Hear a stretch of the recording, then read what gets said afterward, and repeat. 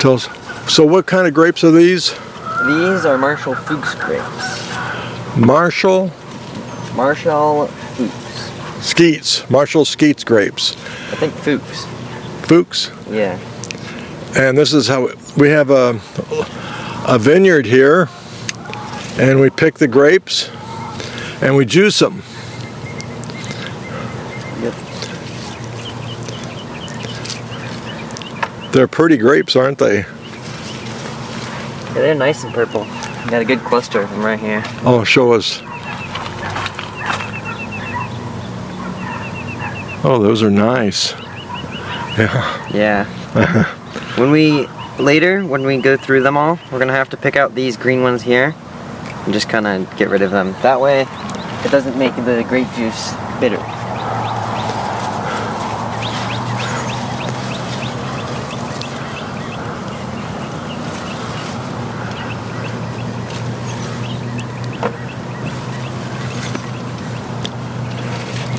How many different varieties of grapes do you have here? We have 4, I believe. We have these ones, the Marshall Fuchs. The ones right here, these are Concords. Those are Concord? These are Concord grapes. Uh-huh. On the other side of this row, we have, I think, 2 rows of Muscat grapes. Muscat? Muscat grapes, Uh-huh. yep. Those are white grapes, not red grapes, but they taste the best. And then down on the very far end of the vineyard, we have a row of Zinfandel grapes. Zinfandel. Zinfandel. The Zinfandel. We also have seedless grapes, like these ones here will be seedless grapes. This bunch here. Seedless. Those are nice. They would be seedless grapes, but they're not ripe yet. Which grapes do you like the best? I like the Muscats the best. Muscat? They're the sweetest. The sweetest.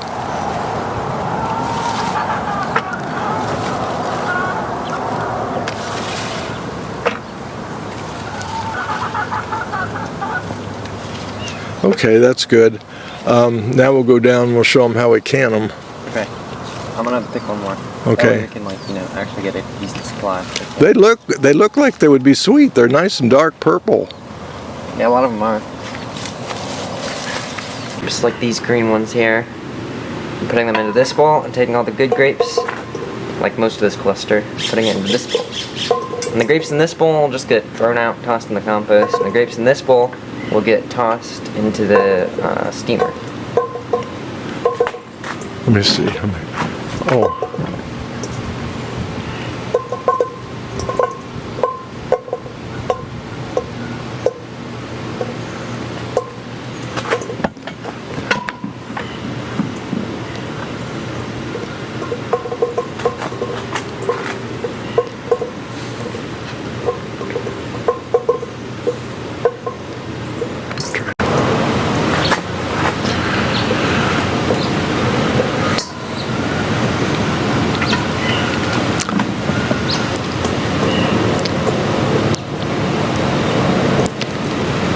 What we noticed was that when you're pulling off the grapes off the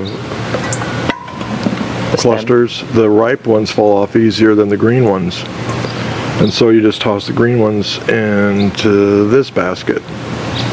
The way we used to do it was, I'll show you in the next cluster, but we used to take a whole cluster, leave the ripe ones on the stem, and just pick all the green, try to pick all the green ones off and put them into the bucket.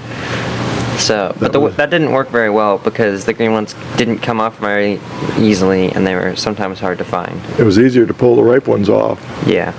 Makes it look like blueberries though. Yeah, see. Nice blue, yeah, looks like blueberries. Matter of fact, we have a big pot over here of grapes that are steaming right now. He'll show you in a little bit. Yeah. So I feel like this is filling up the bowl pretty much filled.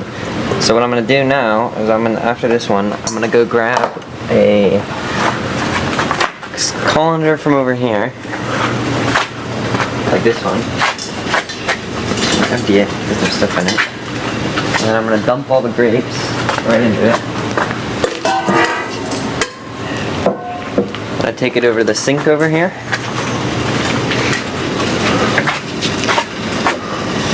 Wash it out a bit.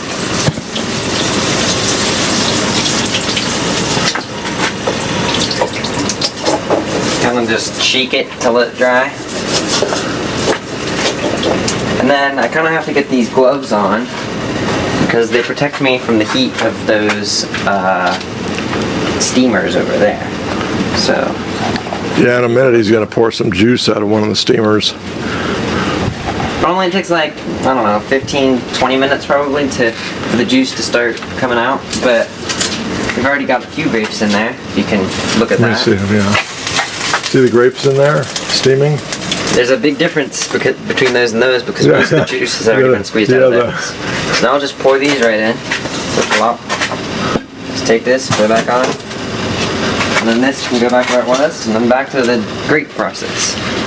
Is there enough juice in there now to pour a quart? There might be. I can check. Okay. So the way to check is this oven here. Actually, I want to go grab that. Go ahead and grab.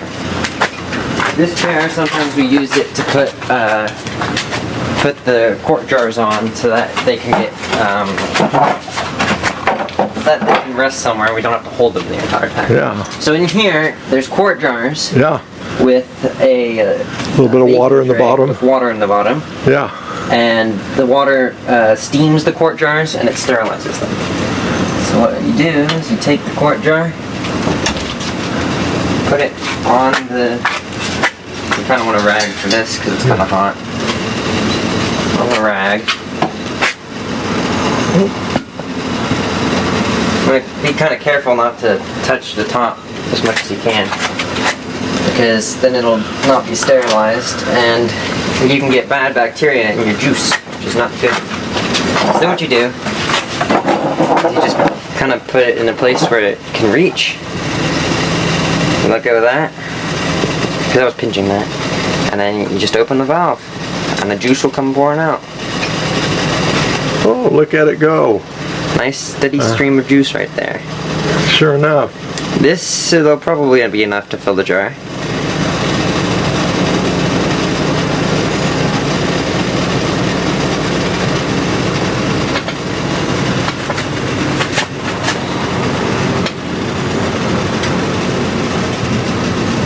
I need to be careful with this one too, to not let the surgical tubing, that's what this is, it's just attached to a normal thing there.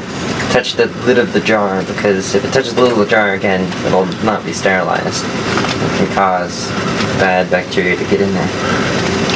It's filling it, isn't it? Oh, it's dark purple. It's dark purple. You can see over there's a few other jars that we've filled up, and there we go. Okay, now he shuts it off. I'm going to shut the valve, clamp it back in here so that I don't lose track of where this orange thing goes. Then what I have to do is I have to grab this plastic magnet thing with a magnet on the end. Yeah. I go over here, there's a pot with Let's see if I can see it. lids in it. See the lids. And I'll just grab one of the lids. There's two types of lids. There's narrow lids like this one. Let's use this kind of thing here. Yeah. And there's wide lids like this one. You can kind of see the difference here. There's a wide lid and a narrow lid. Sure enough. Wide lid and narrow lid. So I can tell that that one is a narrow lid because it kind of narrows in. Yeah. So all I need to do is just grab one of these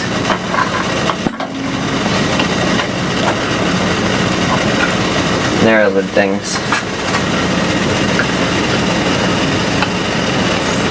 I can just push that down, let that go, and now it should be pretty sterile.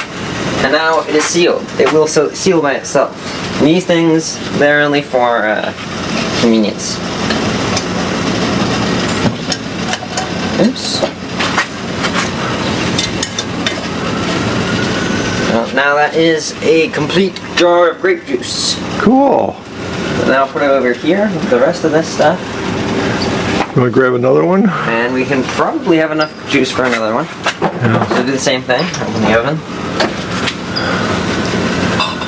Grab a jar. Put it here. We're going to take this thing. Oops. I'm going to move this closer.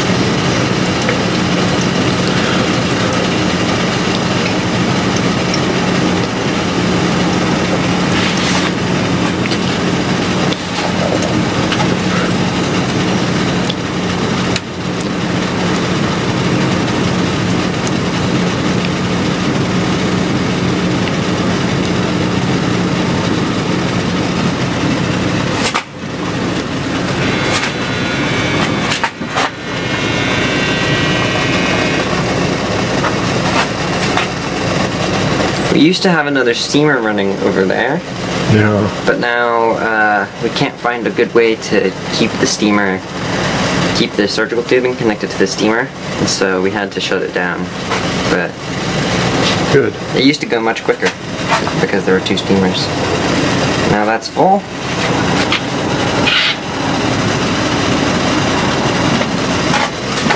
There might even be enough for another one in there. Yeah, maybe. Sometimes you can kind of tell how much, like, see how much that is. Let me see. There's like, can you see the difference of color? Oh, yeah. Between that and that? Yeah. You can tell that that's where the grape juice goes up to. So when you lift it straight up, you can tell if the grape juice kind of like shoots up to like here, that's probably enough to fill a jar. Oh. But I can't currently tell how much there is in there, and if it's enough to fill a jar or not. So what happens if you only get a jar half full? Well, let me just kind of stick it in the oven right side up. Oh. And then it's sterile and it's hot, and we can just pull it back out anytime and fill it up.